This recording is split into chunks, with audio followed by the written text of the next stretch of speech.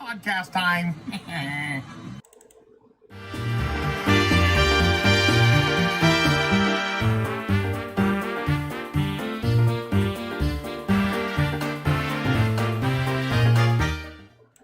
All right, here we are. Welcome to another Sunday night. It's the Gentleman of the Jerk. I am Chris. That guy over there, that guy is Mark. Mark, how are you doing? Happy Sunday night. Oh, it's a wonderful, wonderful Sunday night. My last day of being 40, not in my 40s. So, you know, we'll enjoy that with a steak here. I got a nice ribeye and the sous vide going to emergent circulator time right now. So you're gonna be 50 soon? Is that what you're saying? Yeah, I'm gonna almost caught up to you finally. So, you know, it's okay. Half your age is better than all your age. We may or may not be live right now. Let's make sure we're live. It sure looks like we are. Sure looks like we're going live right now. Everything looks wonderful. Right. Looks like beautiful. We are doing well. This might be a record start from us. Yep. One person watching. They all dropped off already, but that's okay. No, probably me watching. Hey, at least we're off to we've got no technical difficulties so far. Oops. No, everything seems good. Hopefully, we might start getting texts from family saying your shit's all fucked up, but you know. Yeah, probably going to be the case. I wouldn't be surprised if that's what it is. Oh, I can't be doing that. So anyway, Mark, how was your week otherwise? You're going to be 50 years old. Oh, yes, I'm going to be 40 years old, younger than you. Is that really? Is that true? Is that really true? Yeah. Are you really only going to be 40? I don't know. Yeah, I'll be 41. I will be 41. Wow. I will be in my 40s. All right. So, yeah, I don't know what to think about that. It's fine. Could be worse. Could be dead. So that's worse. Jeannie, you're not 49. No way. Not a chance. I believe Jeannie is 49. Jeannie's. No. No. Wait, what did she just say to us? Oh, here, Mark, you answer her. No, our feed is fine. Thank you very much. I do appreciate the comments, though. Like and subscribe. All right. That's anyway, right. Yeah. Good week. You know, had to work a lot. So, you know, I work 10-hour days, hour drive each way. So I don't get a lot of free time on those days. But I did. My wife did buy me something for my birthday. And I don't know if any of you know what an Arcade 1-Up is. It's a build your own, it comes in a package like IKEA, and you build an arcade game out of it. And she got me NBA Jam, which is one of my favorite games as a kid, and I would be building that tonight after the podcast. So yeah, it's been a good week. That's what he got right there. Actually, that's working out better than I thought. Yes, there you go. There we go. That's wonderful. Looks great. Yeah. So this week, this week's been good. I think we're going to talk about. Oh boy, you messed up. Now, anyway, we're probably going to talk about a bad part of the week, but that's okay. You know. Personally, everything's fine. How about you, Chris? Yeah. How's it going? Yeah, I actually had a really good week. So my new office opened on Monday, and everything went seamless all week long. Everybody seemed to like the place. Everybody showed up for their appointments the way they were supposed to, and everything went pretty well there. I am excited to be there, so consistently going to be there on Tuesdays and Fridays every week. It's about a 20-minute drive from where I live, which I normally literally walk next door to my office. So it's a big change for me, but I will make the adjustments necessary to struggle through life with an actual commute. But no, it's going well so far. I can't complain at all. Life is pretty good. Very happy to hear that. I was waiting with bated breath to find out if you hadn't closed the doors yet. You know, it just wasn't working out for you. You never know. You know, things change in life. Awesome. Awesome. It's going well. Yeah. But the world is not, Mark. The world is not going well. We're going to talk about some of the nonsense happening out in La La Land. The world is literally on fire around us, it would seem at times. But let's talk about some Disney stuff first, because, I mean, obviously that's consistently the one thing that we share. There is some news that's been coming out of Disney. The first news is that Disney's lowered their park hours starting on the September 8th. They're going to cut their hours significantly at the parks, much lower than they normally do for fall hours. What do you think that move is all about, Mark? So I will be in Disney World during those lower park hours, and I'm sure part of it is just there is nobody going.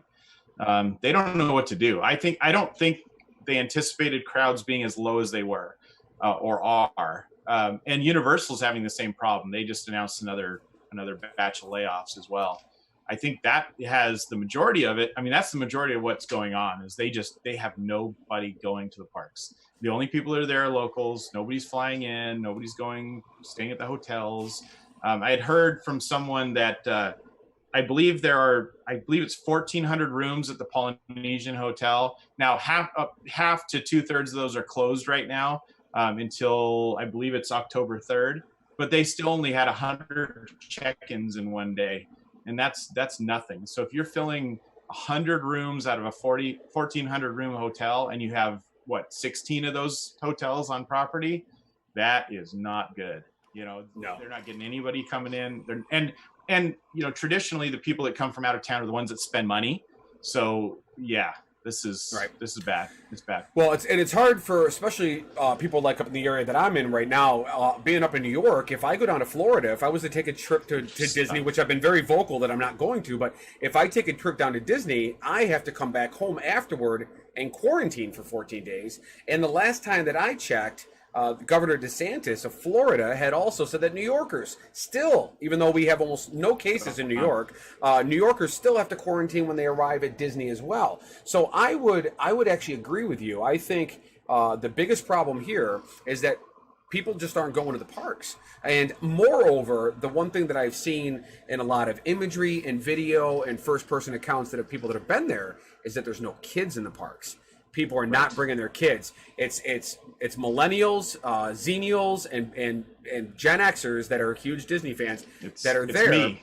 Yeah, and also predominantly too, from what I understand, there's a lot of MAGA hats, a lot of Trump 2020 paraphernalia going through there. So a lot of these are the COVID deniers. A lot of these are the people that are, wearing a mask is against my rights. A lot of these people that are going in there as well that feel like they have nothing to worry about going into the parks. And that's, I think, why you're seeing such a decline in numbers, because for lack of a better term, the smarter people are just staying away. And in the world of an unknown. Thanks a lot. Well, you're going later, though. In your defense, you're going later. The early adopters, the people that are there right away, I'm not going because I want to wait and see what happens. Right now, I'm in a place in upstate New York where we have nothing, effectively zero cases. I mean, obviously we have some, but it's for several days in a row we had 0 deaths in New York State. People want to complain about King Cuomo all they want. We've got this stuff under control right now. Yeah, and that's a great thing, and I totally respect that you don't want to go down there. Now, I'm sure our viewers that have watched know I work in I'm not in healthcare. I'm not in anything like that, but I do work in a relatively high risk job when it comes to COVID or even the flu or anything for that matter, as far as the cold even. I am comfortable going down there for a week. I'm comfortable getting on a plane, flying Delta, because you pimp Delta because, man, they know what they're doing. They're keeping their planes middle seats empty. They're keeping aisles empty. I mean, they're doing it right, and that's the only way I would fly down there. And I'm going to rent a car and go straight to the Disney bubble, so to speak. And I'm going to get in a hotel room. And quite honestly, we probably won't spend a lot of time in the parks. Most of the time will probably be spent in the hotel, walking around. We want to do a round of golf at the Fantasia Golf. I don't know if you've ever done the mini golf there. It's no, awesome. I haven't. We talked about this. Yeah, you did it we're last gonna time do we that done it together. Good. So, yeah, absolutely. So, for us, it's just a matter of getting away. And I feel very comfortable from what I've seen as far as social distancing and what's being done in the parks. And yeah, I get what you're saying. You're dealing with a 50-50 state with Florida, so you're going to see both sides of things. I come from a very, very different part of the world, and but I'm okay with it. I'm comfortable. I mean, I flew out to Syracuse. What was that, month and a half ago, 2 months ago now? God, seems was it like that it was long? Yesterday. I think it was almost 2 months ago now. Wow. Yeah, it'll be 2 months next week, or the end of this week. So I'm okay with it. And I'm comfortable going. I think we're gonna have a good time. The deal I got from Jeannie's company, shout out to Jeannie, was amazing. I ended up getting 6 nights at deluxe resorts, and I think I spent like $2,200 total. When we were there in December, it was like $700 a night for the Polynesian. So we did an amazing job getting our rooms and everything. So yeah, I'm ready to go. It's going to be fun. How do you feel about me going though, Chris? I mean, you're a grown man, jealous? Mark. Are you jealous? No, Oh, I am. Come no, on. I'm definitely not. No, I'm not. Definitely not. A little jealous. bit.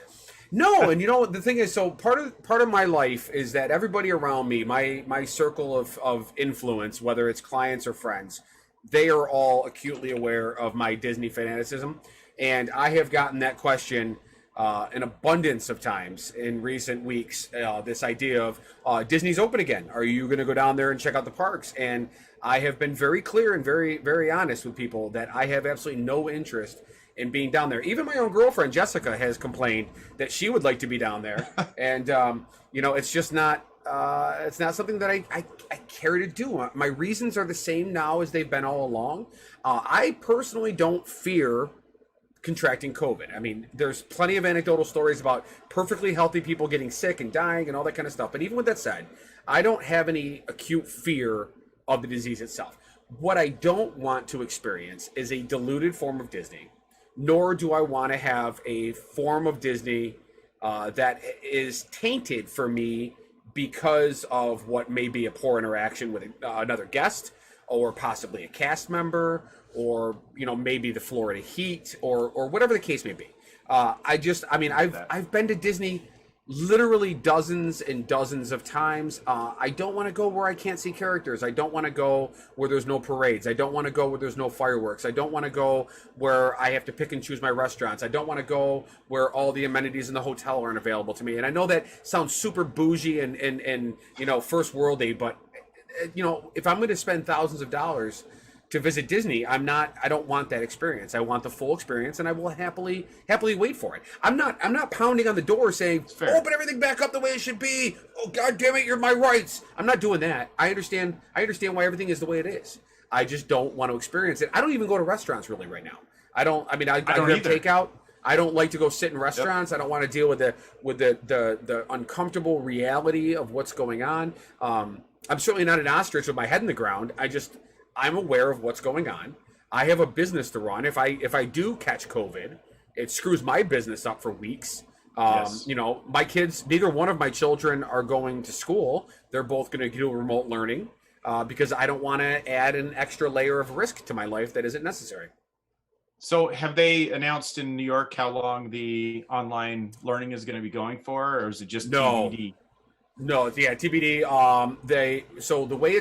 The way it's happening here in this area, all the schools are slightly different.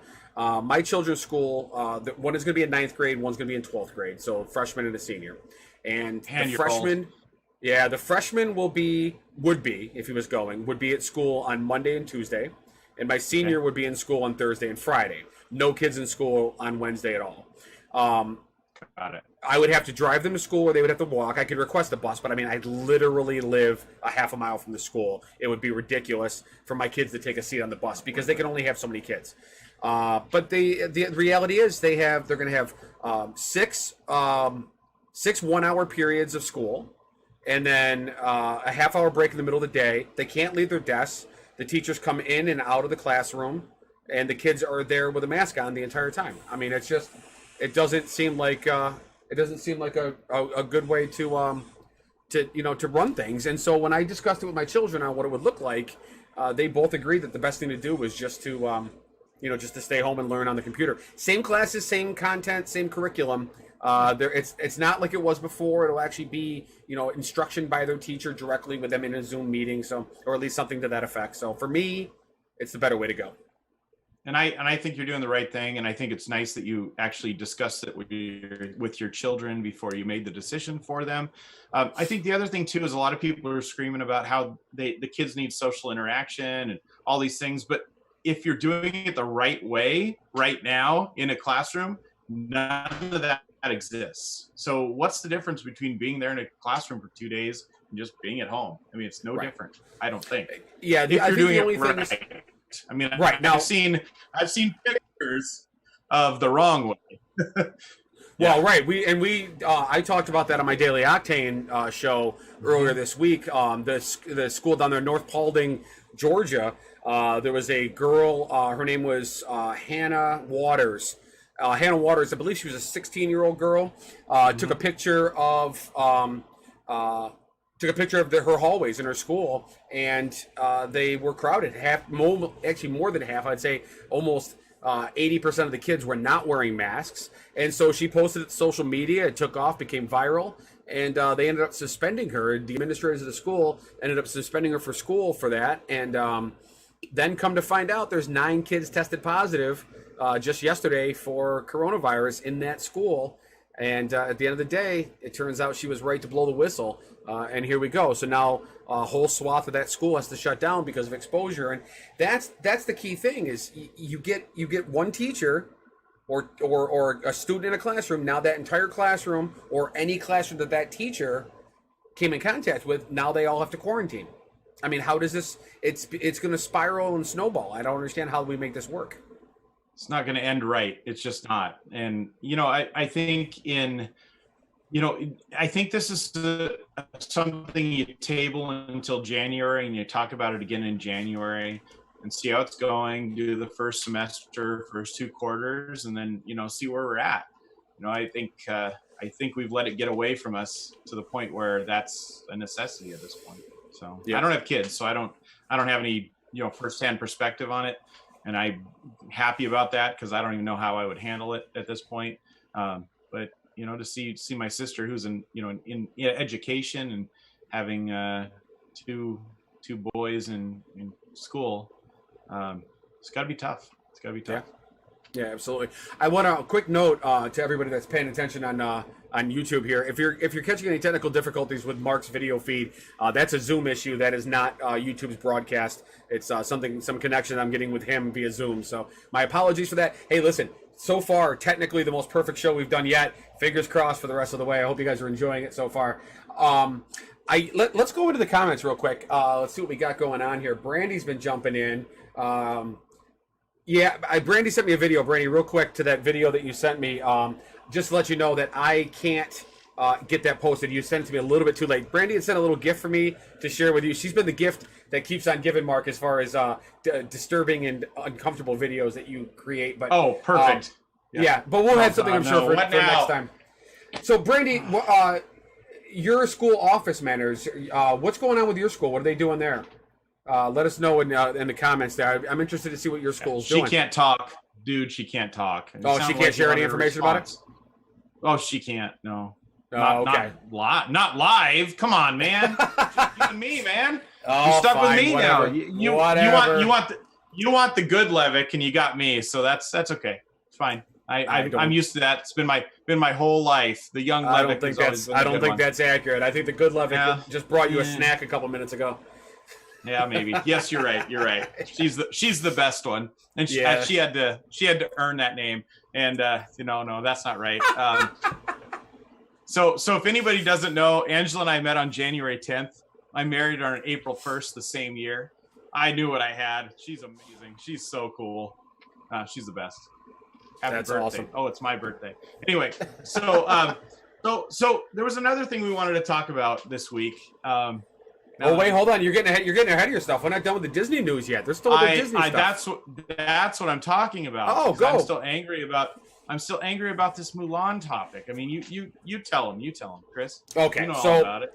Well, I wouldn't say I know all about it. All I know is that recently there has been massive outrage among all social media platforms when it comes to the Disney fandom. Now, before I get too far into this, I do want to say, so if you're not familiar with the fact that Mulan live action, which Disney has been doing for a number of years here, live action Mulan was set to release in the theaters, I believe originally back in June or July, and then it got bumped to August. Yeah, maybe it was. It might have been May. But it was after Black Widow, right? So Black Widow was originally supposed to be a May release. So I think Mulan was a June release. Then they bumped Black Widow to October. Mulan got bumped to end of July, then August, and then just recently Disney came out. Chapek at the shareholder meeting said that they were going to release Mulan on Disney Plus. At the same time, they released the fact that Disney Plus now is up to 64 million subscribers, which puts it way ahead of its 2024 metric that it set for itself for success. So Disney is doing gangbusters business. It's the only real positive revenue stream that they have had, with the parks closed and obviously no movies in the theaters. So they had to find a way to shore up some of their losses. Knowing now that they have a film slate that is completely jam-packed, there's literally way too many things coming down the pike, they made the move to shift Mulan onto the Disney Plus streaming service. Now, the reason why everybody in fandom is all pissed off with their hair on fire is because as part of this release, similar to what Universal did with Trolls, is that they are going to charge $30 for access, premium access, day one to Mulan in order for people to be able to see the movie. Now, before you, because you're shaking your head, even though you're off camera, but we're going to get to you in a second. Let me finish the explanation of what's going on.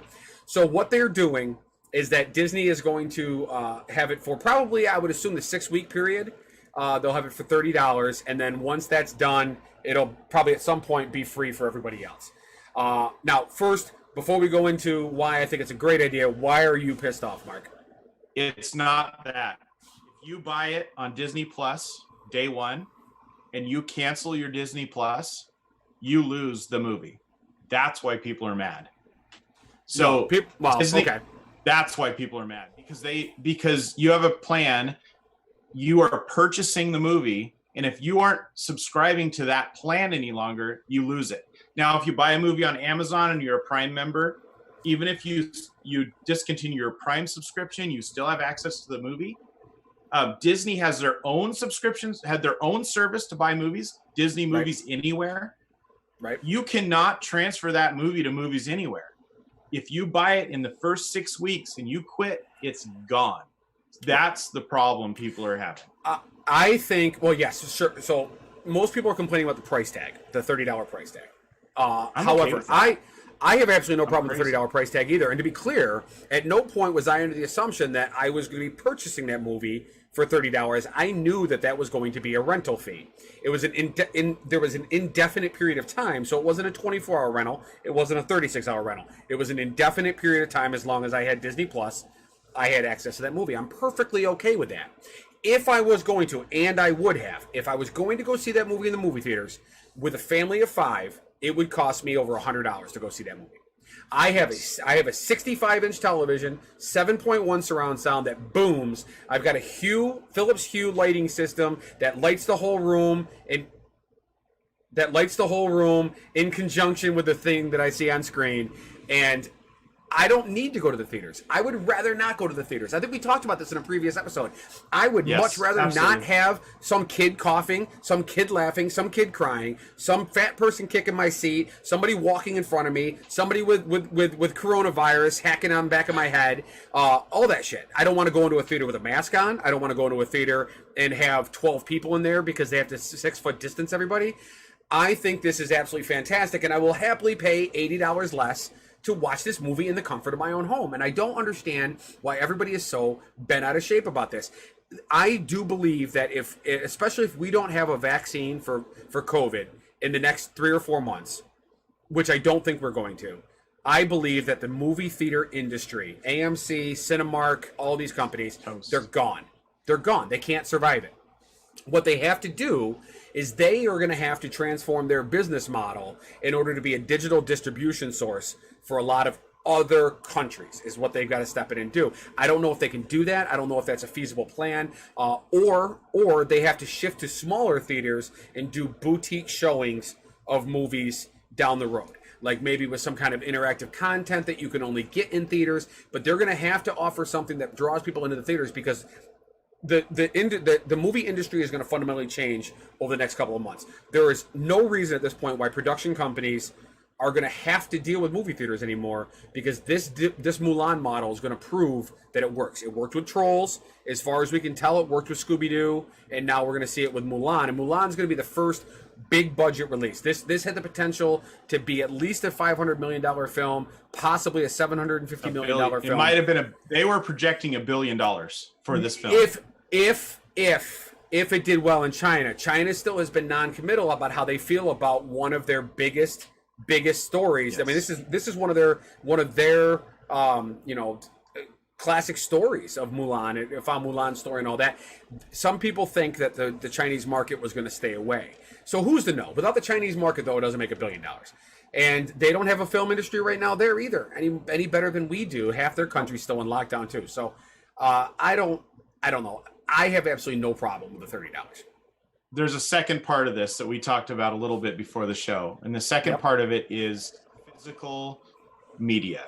Now, I know Chris doesn't care about physical media. He's just going to glaze his eyes over and stare off in the distance for the next 30 seconds while I talk about this. But Disney also announced that their back catalog, which now includes, here's the issue, it now includes box titles like Aliens, The Abyss, Sound of Music for that matter.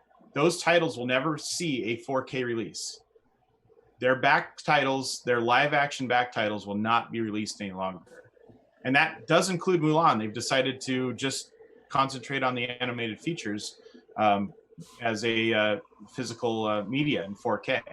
So for me, as a massive collector of Disney media, that's a punch to the gut. Because when I go out and buy, I pre-order my Best Buy Steelbook 4K release, and then I get a little sheet inside, and I can get my digital copy along with it.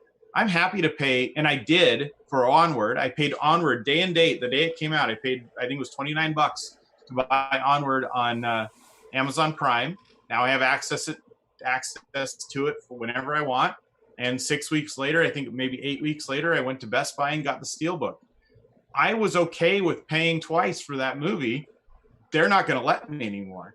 So for me, as a massive Disney fan, DVC membership, annual pass on both coasts, I go 4 times a year, spend all of my travel budget, everything is on Disney for $30.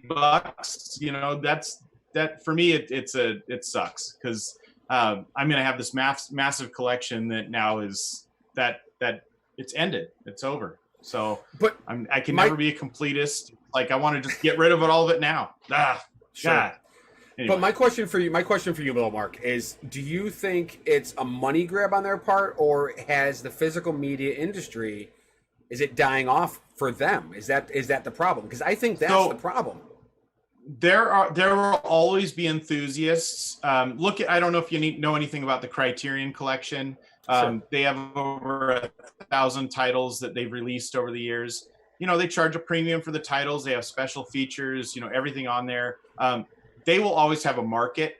And I think what Disney doesn't realize is there's always going to be a market for 4K releases because people want that. I mean, if I have a Dolby Atmos setup with 11 speakers, 2 subwoofers, a 100-inch screen, let's just say somebody might have something like that, and you have a copy of Aliens that's been transferred to 4K. Now the cool thing is, and here's my nerd about it: these new movies that come out, they're digitally filmed, so they have a limit. So if you take the Avengers, I believe, is filmed originally in 2.6K. So when you take a 2.6K movies, let's say the original Avengers, you're actually upscaling it to 4K.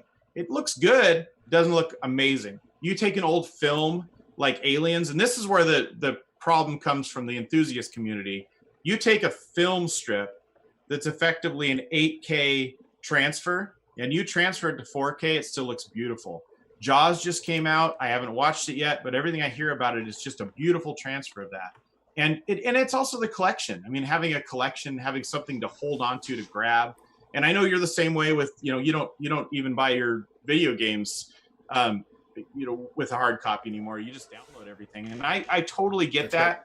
Right. And I know the industry is changing that way, but I still have concerns that years from now, I want to go and play a game and that game's gone. Even though I paid $60 for it online, maybe Sony, maybe Microsoft says, you know what, the game's too old. We're not going to support it anymore. You're not going to be able to download it from our subscription service any longer.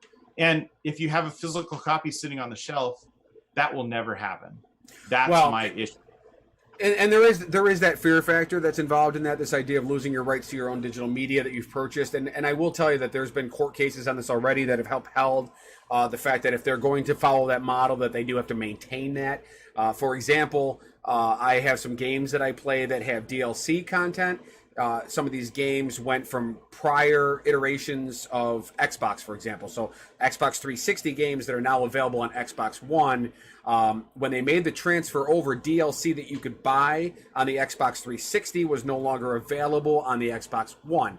But if you already bought it on the Xbox 360, then you could transfer it over to the Xbox One. So there's going to have to be grandfather clauses in place. And to be honest with you, I don't see any reason why, when it comes to music or video, that any of this stuff is just going to disappear. Now, a company, for example, like Microsoft, I don't see them going out of business, but smaller companies get sucked in all the time. I mean, the Fox merger with Disney was gigantic.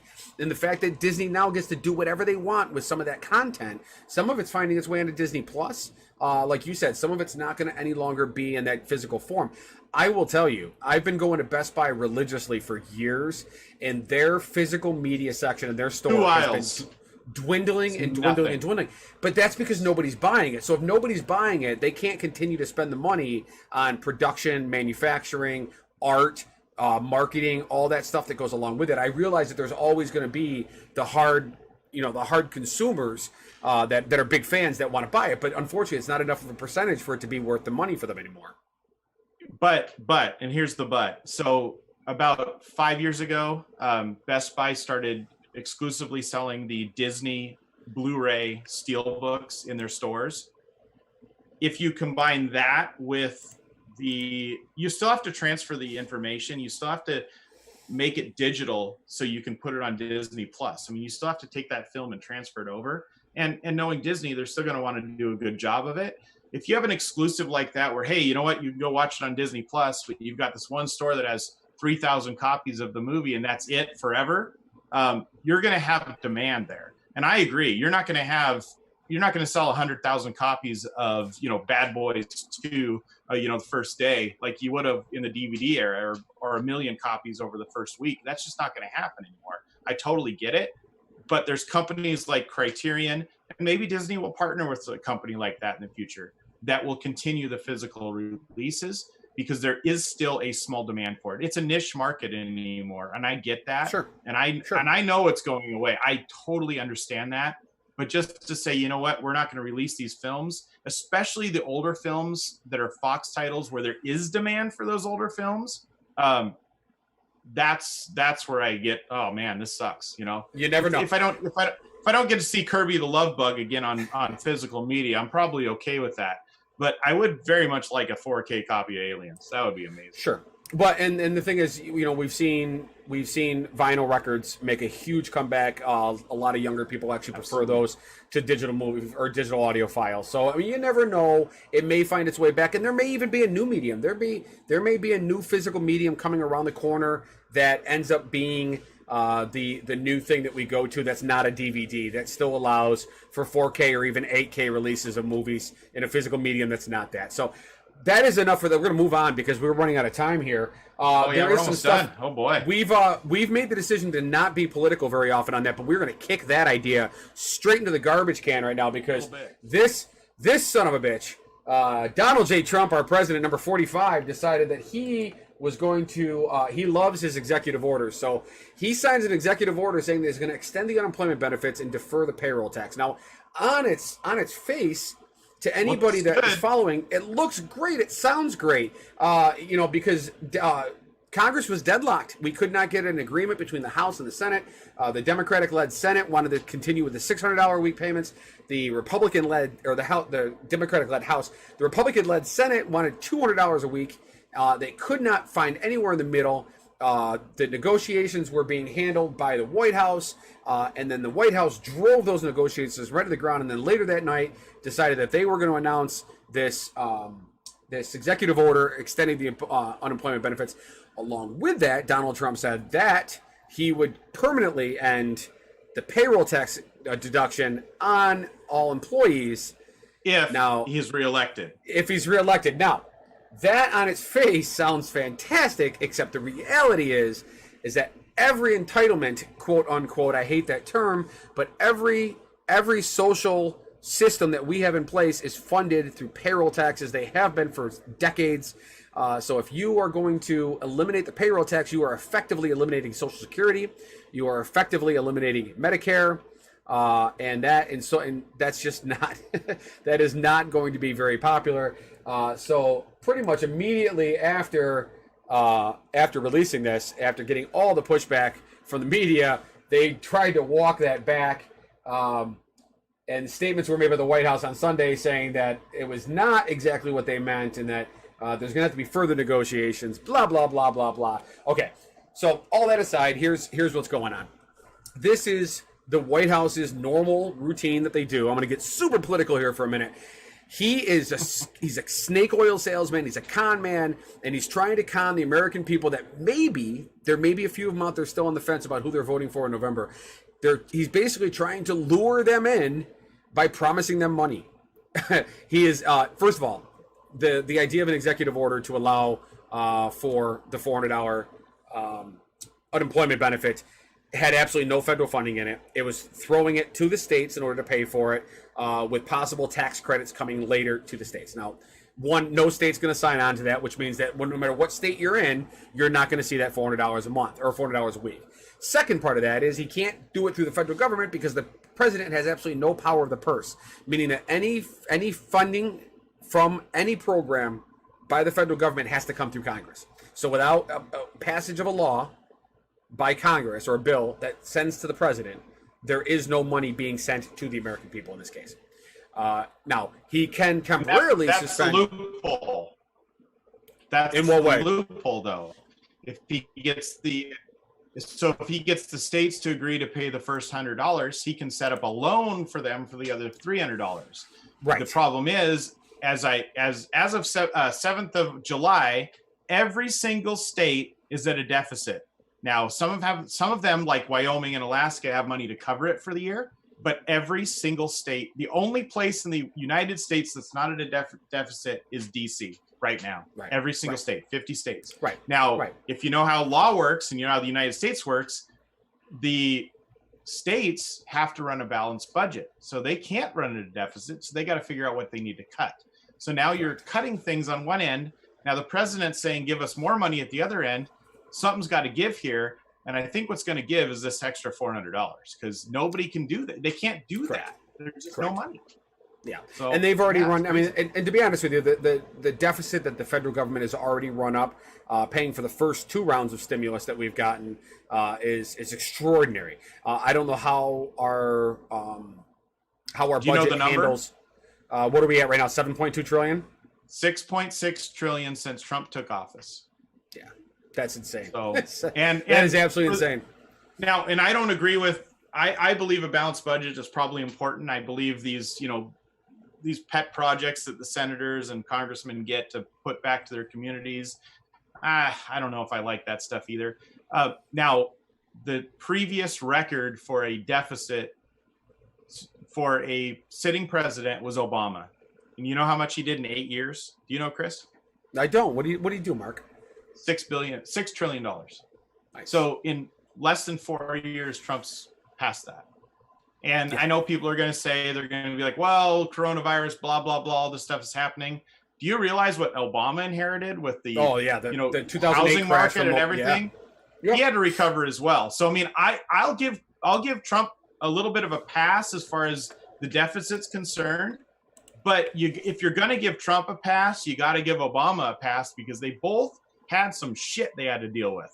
Sure. And I think one of them handled a little bit better, and that's, neither here nor there. But it's happening. We have a massive deficit, and we're just making it bigger. It's going to get worse. And I know we got to help our people, and I totally understand that. But at what, oh God, somebody's walking in the room right now. This is not good. Oh boy. Happy birthday to you. you. Happy birthday to you. Happy birthday, dear Marky. Happy birthday to you. I'm so happy, and I lost my train of thought. That's fantastic. All right, well, I'll take over from there. So, so this is all being done. This is obviously all being done. Oh, that's great. I'm just kidding.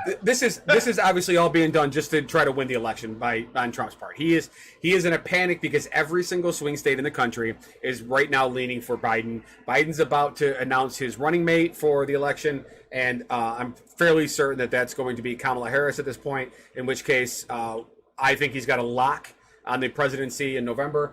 So the other thing that Trump is doing, because he can't just buy the American people. The other thing he's doing is this right here. So on Friday, we had what is being now touted as the Friday Night Massacre, in which the current head, the Postmaster General, decided to basically fire everybody in the upper management levels of the United States Post Office. And hold on. He is a man that donated $360,000 to Trump's campaign. Yeah, Louis DeJoy. He purchased the office. I mean, that's my opinion. Well, that's how Betsy DeVos found her way into education as well. So he's a former supply chain CEO, and he's a major donor to Trump and other Republicans. Now, for him, the post office was a competitor to his business service when he was in the private sector. So none of this is surprising. The other piece about this is because so many ballots are going to be going through the Postal Service, destabilizing the Postal Service will help to destabilize the election, which will give Trump a better chance to take it to the Supreme Court afterward, which is what most people ultimately think the purpose behind this whole thing is. And if that is the case, I mean, I don't know how he can sink any lower. The only thing he's really got left at this point would be to send a nuclear bomb somewhere. I think that's about the only thing he's got left in his arsenal to try to force this election in his favor. Yeah, he'll probably miss and hit something he didn't want to hit, too. That's about how exactly. He does things. Oh, boy. Yep. Yeah, I don't understand this with the Postal Service. I get that the Postal Service needs a change. I mean, it's a little weird that, when President Bush was around, that he decided the Postal Service was the only part of the federal government that had to run with a balanced budget, which is kind of strange when you really think about that, when every other department doesn't matter how much money you spend, but the Postal Service, it matters for some reason. When that, quite honestly, is probably as a regular, just middle, lower class, upper class American, the Postal Service is the one thing that you see every day as an American. That's the service you get from the federal government that you see every single day. And I know we see police and things like that, but you don't interact with police every day. Police don't come to your house. The postman does. He comes every single day. And I've been reading a little bit into this. He's changing this. He's changing it pretty drastically. There's actually the American Postal Workers Union verified a Washington Post article about this and said that Louis DeJoy, he has basically demanded that the mail carriers leave behind extra mail at the post office and just deliver it the next day. That has never been the policy of the post office. The policy previously has been, if things are running late, you go back and you get it mailed. You get it sent, you get it delivered to the person it needs to, so it doesn't run late. And that is completely changing. That's not good. He also described it as he wanted the post office to operate like the steel business. Now, I don't know what that means, but that's what he has said. No overtime anymore, which, you know what? If you're managing your budget and you got to keep it within budget, okay, I understand that. But we're at one of the most critical times in American history where the post office is going to play a key part. I mean, with the census, which, we wouldn't get into that big mess that's going on with the census. With that happening, and now with this, and it's insane. I mean, there's no logical reason I can see that you would make these kinds of drastic changes to the Postal Service other than you are trying to destabilize something. Yeah. Now, I am not an expert by any means, but I think we all know what is being destabilized, and I just combine that with, people who need Social Security in small towns in the Midwest, in the, you know, in the South, those people are going to be affected by these changes more than I ever will. I'm an upper middle class, you know, white guy in Washington. We already vote by mail. That's not going to change. You know what? In the short term, if all these changes happen, I'm going to be okay. Nothing's going to, and you will as well, Chris. In the short term, we're going to be okay. We're going to make it through those kind of things. The problem is when you take the lower class and you turn the lower class already struggling to survive, and you make that lower class like a lower class in a third world country, because that's what's coming if these changes happen. What happens then? You know, now we become the lower class. You know, it's a slippery slope. You know, we're already sliding down it faster than I ever thought we would. And, you know, I'm worried for the next 3 months, what's going to happen. Well, it'll be over soon one way or the other. I'm either going to be the happy winner of the election for Biden, or I'm going to be a Canadian citizen. I'm going to sneak over the border and live somewhere up in Toronto. On that note, there you go. On that note, we're going to call it a close. Sorry to end it on a sad note, a somber note, but we have to do that. We're going to try to keep these under 45 minutes going forward. I had a good show tonight. We had no technical difficulties. Everything went really, really smoothly. First time ever in all the months that we've been doing this. So let me know in the comment section how you guys are liking us going to YouTube here. Is the YouTube format a little bit better? Is it a little bit worse? Does it not make a difference? We do have some people finding our videos, which is nice. And we're cleaning and polishing things up. There's going to be, at some point here, I'm actually going to find the time to get to some of these things around the screen here. But for now, it's kind of become our look. I like the color contrast that we have. And are you going to put nice stuff behind you like I do? You know, I have nice stuff behind me. F off, man. I got nice stuff all over. Got the Haunted Mansion right there. Book and an IKEA bookshelf. Okay. That is not IKEA. That's built into the wall, you jerk. Okay. Anyway, thank you for watching tonight's episode of The Gentleman and the Jerk. We will see you guys next Sunday on another episode. All right. Mark, have a great week, man. I'll talk to you soon. Nighty night. All righty.